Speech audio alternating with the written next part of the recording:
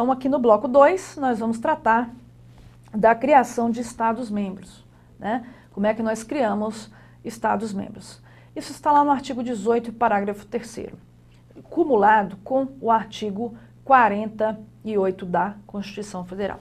Então, quais são os requisitos? Hoje, se nós quisermos criar um Estado-membro, nós temos que obedecer aos requisitos que estão lá na Constituição. Primeiramente, nós vamos fazer um plebiscito à população dos estados diretamente interessados.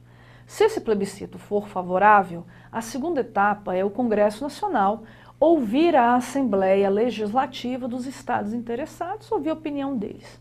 E a terceira etapa seria a aprovação de uma lei complementar pelo Congresso Nacional. Então, se cria um Estado brasileiro por lei complementar, mas tem que obedecer outros requisitos. Então, a primeira coisa que nós vamos colocar aqui no tópico 2, criação de estados, nós vamos colocar aqui quais são os requisitos.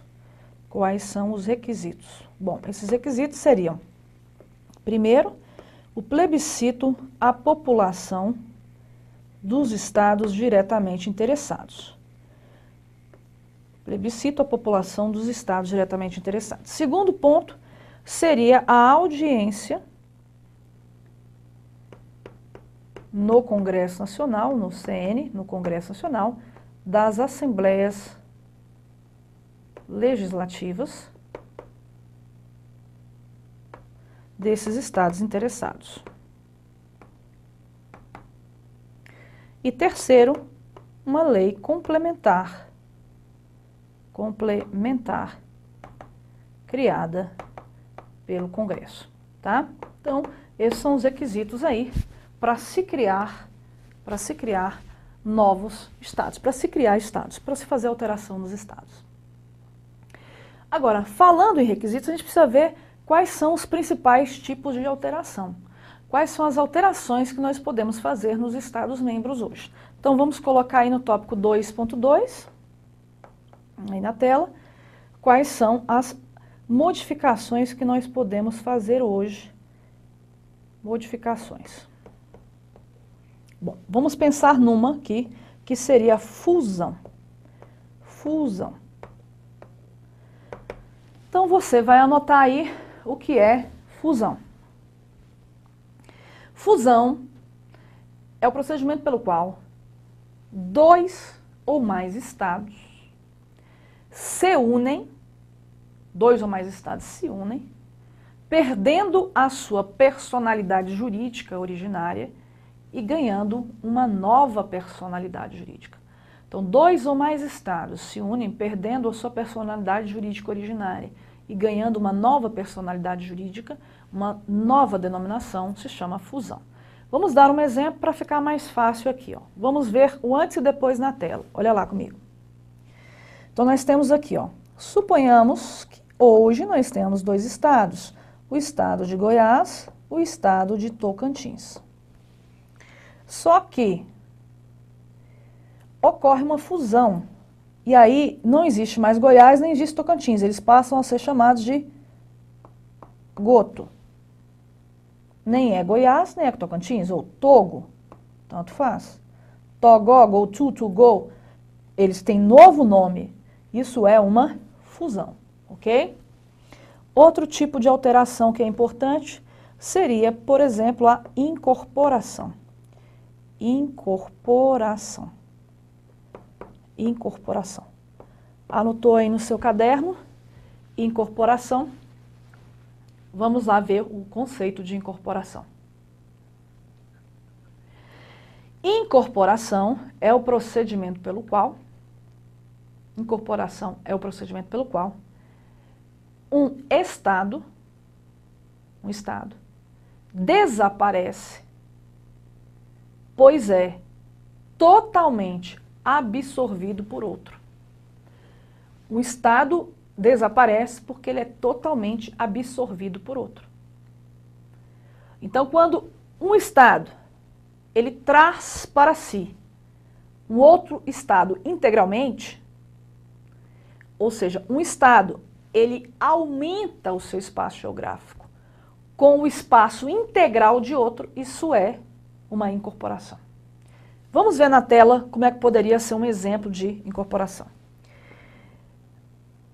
Tínhamos o Rio de Janeiro e um estado chamado Guanabara. O que aconteceu? O Rio de Janeiro aumentou seu espaço geográfico, pegando integralmente Guanabara. Guanabara deixou de existir, mas o rio aumentou. Isso é uma incorporação, tá bom? Incorporação. Letra C, um outro caso, seria de subdivisão. Subdivisão. Subdivisão.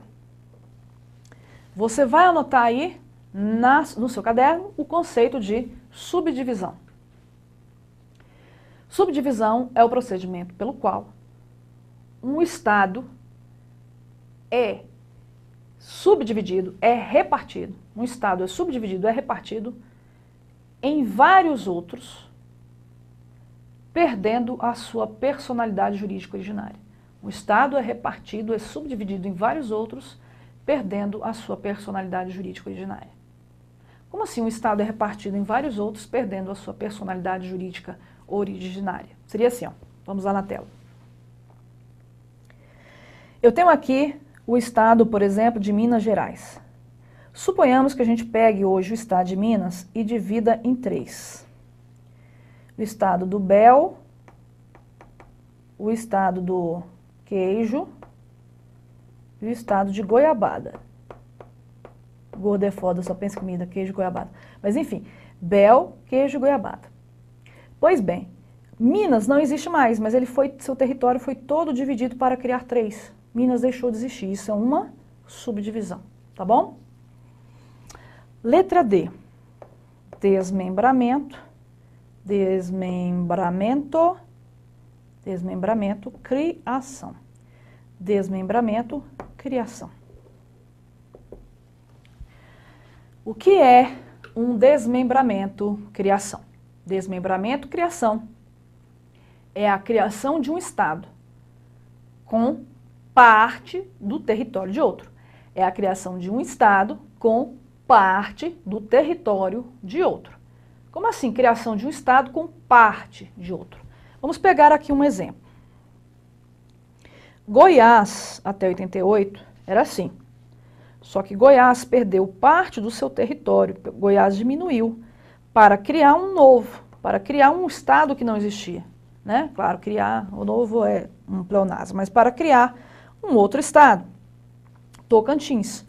Desmembrou parte de Goiás para criar Tocantins, isso é um desmembramento, criação, tá bom? Isso aconteceu também com o DF, né?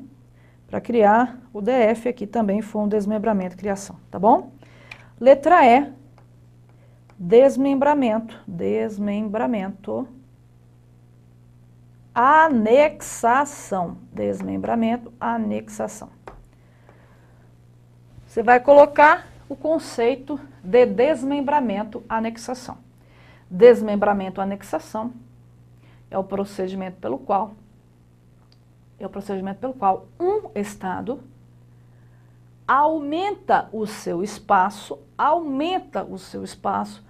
com parte de outro estado. Um estado aumenta o seu espaço com parte do espaço de outro. Então vocês vejam que ambos já existiam, ambos continuam existindo, só que um diminui e o outro cresce. Quando um diminui e o outro cresce, isso é um desmembramento, anexação. Quer ver? Vamos ver um exemplo aí na tela. Suponhamos que hoje a gente tem assim, ó, Goiás e Minas Gerais. Goiás e Minas. Suponhamos que Goiás perde parte do seu território, ó, que passa a integrar Minas Gerais. Goiás continua existindo, Minas continua existindo, só que Goiás diminui, o seu espaço vai ser anexado no de Minas, que aumenta. Isso é um desmembramento, anexação, tá bom? Em todos os casos, fusão, subdivisão, incorporação, desmembramento, anexação, desmembramento, criação, os requisitos são aqueles que nós vimos.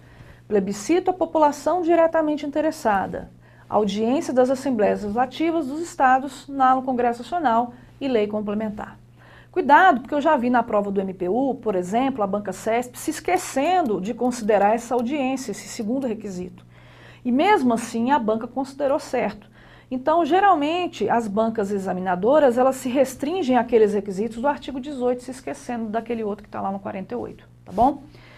Essas são as questões principais aí acerca das alterações que se pode fazer em novos estados. Agora, é interessante a gente citar um caso que foi tentado fazer no Brasil, que é o seguinte. Vamos colocar aqui na tela o caso do Pará. Então, o Pará seria uma outra situação. Então, tentaram fazer no Pará, que hoje é assim, um desmembramento, criação. Por quê?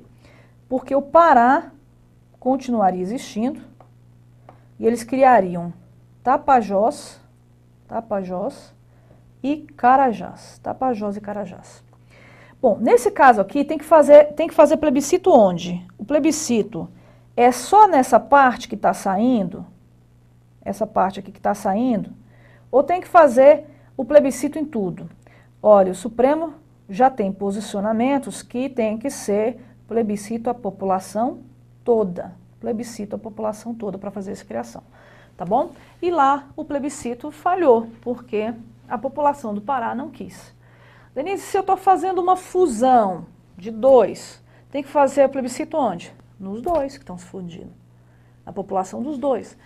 Denise, eu estou pegando uma incorporação, tem que fazer plebiscito aos dois. Eu estou fazendo uma desmembramento, criação, faz só naquela parte que está saindo, não, faz em tudo, tá bom? Visto isso, no tópico 2, nós vamos colocar no caderno, tópico 3, criação de municípios, que a gente viu de estados. Opa, deixa eu só mudar para a caneta aqui. Vamos colocar aqui, tópico 3, criação de municípios. Criação de municípios.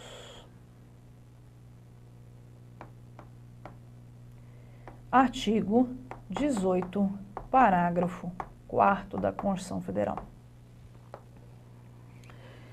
Bom, os tipos de criação são os mesmos, então vamos logo para os requisitos. Ó, os requisitos, a gente vai colocar aqui juntos. Primeiro requisito, a existência de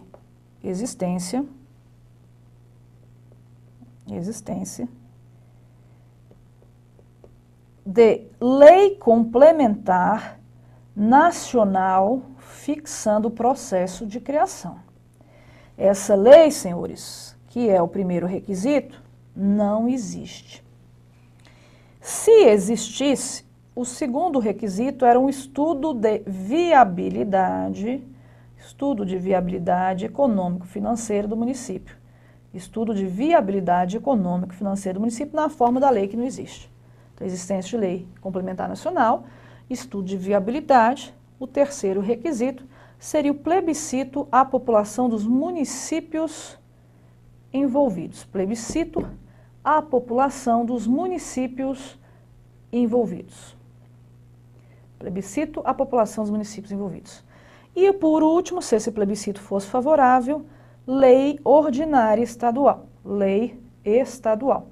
Isso já caiu, por exemplo, no CESP, concurso aqui da SGA do DF, já caiu no TRF da primeira região, feito pela FCC. Então, quais são os requisitos? Então, vamos juntos aqui grifando. Os requisitos seriam existência de lei complementar nacional. Se existisse estudo de viabilidade municipal na forma da lei. Depois, se fosse favorável, plebiscito à população dos municípios envolvidos. E se fosse favorável, lei estadual. Bom, o problema, senhores, é que não existe ainda o primeiro requisito, lei complementar fixando esse processo de criação. Mas o que os Estados-membros têm feito? Eles, assim mesmo, na tora, vão lá e criam o município só com lei estadual, ou seja, só com o último requisito. Bom, se eles fizerem isso, esses municípios são inconstitucionais. Vamos pegar um caso que aconteceu, acho que por 2003. Nós tínhamos um município na Bahia e foi alterado para criar um outro, chamado Mimoso. Saíram de Mimoso e criam um outro, que é Luiz Eduardo Bahia. Só qual o sobrenome? Luiz Eduardo Magalhães. Pois bem, O que nós tivemos lá na Bahia? Apenas uma lei estadual criando esse município, Luiz Eduardo Magalhães. Isso é constitucional? Não. Porque faltou a lei complementar nacional, faltou o plebiscito, faltou o estudo de viabilidade. Como é que se faz diante de uma situação dessa? Ué, lei estadual que viola a Constituição Federal, cabe ação direta de inconstitucionalidade no Supremo. E foi proposta uma ação direta de inconstitucionalidade no Supremo. Nós tivemos cerca de 53 municípios em estados inconstitucionais do Brasil. Aí o que o Supremo faz? Geralmente, quando o Supremo declara uma lei inconstitucional, senhores, a lei nasceu aqui em 2003. O Supremo foi lá em 2007 e viu que a lei é inconstitucional. Essa decisão de 2007 está enxergando um defeito jurídico desde o nascimento da lei. Então, essa decisão de 2007, ela teria que retroagir a 2003. Seria uma decisão com efeito retroativo, com efeito ex tunc. Todavia, senhores, num caso desse, como é que ficaria a segurança jurídica? Os cargos públicos, os concursos, os cargos eletivos, as dívidas dos municípios, as repartições de receitas. O que o Supremo fez? O Supremo usou uma técnica chamada apelo ao legislador. Ele pediu que o Congresso Nacional resolvesse essa situação dos municípios e deu um prazo de 24 meses para isso. O que o Congresso fez? O Congresso não adotou aquela lei complementar, mas ele criou uma emenda constitucional para dizer o seguinte: ficam convalidados no Brasil todos os municípios criados de forma inconstitucional até o dia 31/12/2006. Então, aqueles municípios inconstitucionais criados até 31/12/2006 foram convalidados, né? Foram convalidados. Agora, os dali para frente, aí são outra história, outras histórias. O Supremo vai ter que declarar a inconstitucionalidade deles, né? Fazer um novo apelo e ver o que vai dar, né? Então, aqueles que foram criados foram convalidados, estão ok, como é o caso de Luiz Eduardo Magalhães, tá? Bom, então nós vimos que a Federação Brasileira é composta pela União, Estados, DF e municípios, mas que são todos autônomos e que esse pacto é indissolúvel, mas que isso não impede a reorganização político-administrativa mediante a criação de estados e de municípios. Vimos isso que é interessante. Nós precisamos ver agora o seguinte: uma das características da federação é a repartição constitucional de competências. Esse assunto cai bastante em concurso. Bom, como eu ministro aula em cursos preparatórios desde 2001, eu sei mais ou menos as matérias que os alunos têm mais dificuldade, né? Uma das matérias é controle de constitucionalidade, a outra, poder judiciário, a outra seria repartição de competências. Então nós vamos estudar agora um assunto que você não vai aprender só lendo os artigos. Nós vamos estudar um assunto que basicamente está entre os artigos 21 ao 24 da Constituição. Eu te recomendo que você, antes de continuar essa aula, pause aí a sua aula, leia atentamente os artigos 21 ao 24. Quando você terminar a leitura, você volta a sua aula, desses 12 minutos aqui, aproximadamente 10, 12 minutos, você volta a sua aula para aquilo que a gente vai começar a falar de competências. Então nós vamos juntos estudar a repartição constitucional de competência, mas eu queria que você lesse os artigos 21 ao 24, tá bom? Daqui a pouquinho a gente se encontra. Volta lá, vai lá. Fez isso? Leu o artigo 21 ao 24? Se leu 21 e 24, nós vamos estudar um assunto chamado repartição de competência. Vamos começar um título novo? Vamos colocar aqui, ó. Vamos colocar aqui, deixa eu pegar a caneta. Repartição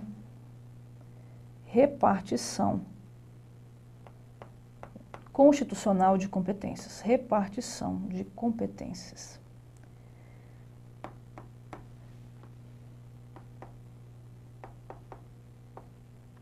(21 ao 24 da Constituição).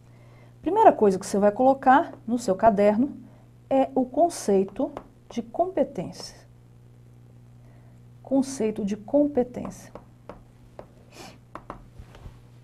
Colocou o tópico 1 aí no seu caderno, conceito de competência. Enquanto você está anotando, eu estou bebendo uma aguinha aqui. Anote aí o conceito de competência. Anote aí o conceito de competência. Coloque assim, ó. Competência é a capacidade conferida pela Constituição, é a capacidade conferida pela Constituição aos componentes da Federação, então é a capacidade conferida pela Constituição aos componentes da Federação para praticarem atos, administrarem serviços e legislarem. Para praticarem atos, administrarem serviços e legislarem. Então, senhores, a capacidade que a União confere, a capacidade que a Constituição confere à União, aos Estados, ao DF e municípios para praticarem atos e para legislarem e para administrarem serviços, isso é chamado de competência. Ok? Bom, a partir desse conceito, eu posso tirar duas espécies de competência. Quando a Constituição Federal permite que cada componente da federação legisle, isso é uma competência legislativa. Ao passo que, quando a Constituição permite que cada componente da federação pratique um ato político-administrativo, que administra um serviço, isso é uma competência administrativa. Então, nós vamos dividir as competências em duas espécies, as legislativas e as administrativas. Vamos fazer isso no caderno. Então, coloque aí o tópico 2, espécies de competências. Espécies de competências. Então, você vai colocar aí, letra A, competência legislativa. Competência legislativa. Então, você vai anotar aí no tópico 2, competência legislativa, letra A. O que é competência legislativa? Você vai anotar que competência legislativa é a capacidade que cada componente da federação possui para legislar. É a capacidade que cada componente da federação possui para legislar. Então, doido, coloca aí, é a capacidade conferida pela Constituição a cada componente da federação para legislar. Por exemplo, quem pode legislar sobre assunto de interesse local? A Constituição estabeleceu isso para municípios. Quem pode legislar sobre trânsito? A Constituição estabeleceu que essa competência é da União. Então, senhores, quando cada componente da federação legisla, ele está exercitando a sua competência constitucional legislativa. Ok? Letra B. Letra B. Competência administrativa ou material. Competência administrativa ou material. O que você vai colocar aí? Você vai colocar que competência administrativa ou material é a capacidade que cada componente da federação,